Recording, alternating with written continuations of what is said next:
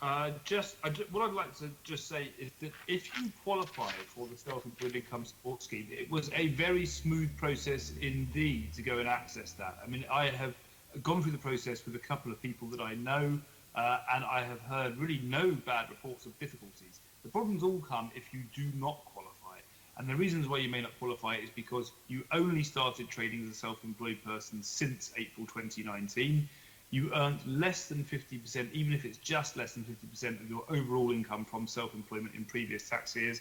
And if you earn over the £50,000 cap, if any of those is applied, and then the big one for us is if you happen to work through your own limited company. And Vet2 were mentioned earlier, and they have done fantastic campaigning for those that work in film and television. And for many people in that industry, the reason why they could not access SEISS is because they happen to have a limited company. Very often because they were told by whoever was engaging them, they must have a limited company. When the Chancellor stood up and said, we're not going to leave any self-employed people behind, we're doing this fantastic scheme, they all thought they were in that. And they were very surprised to learn that because they've got this limited company, this thing they don't really think about and never really wanted, they couldn't get into it.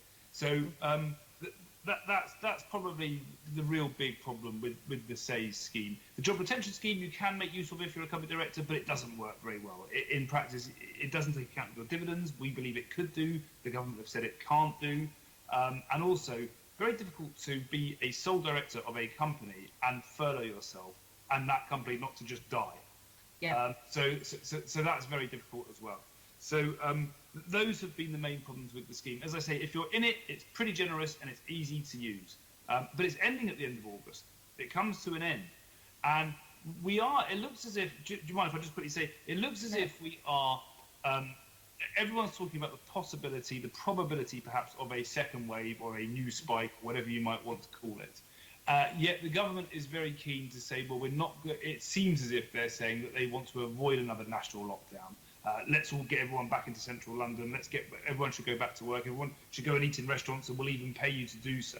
So they don't want another national lockdown. What they're relying on, it seems, is a test and trace system, which is going to be all about regional lockdowns, very small lockdowns, and also sort of advice to individuals. So you're at risk, so you should stay there.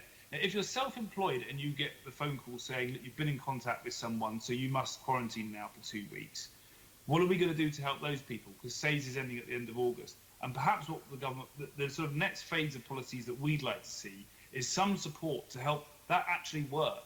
You know, enforcement is one thing, but if you're being told you've got to quarantine and you feel fine and you're going to get no income for 2 weeks if you do quarantine, the government, we think, could usefully step in and say, we will help support your income over that period. There's been no talk about it at the moment.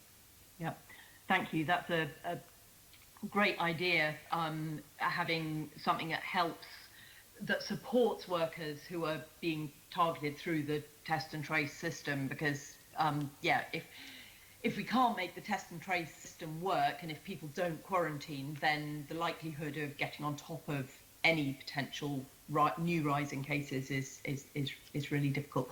Thank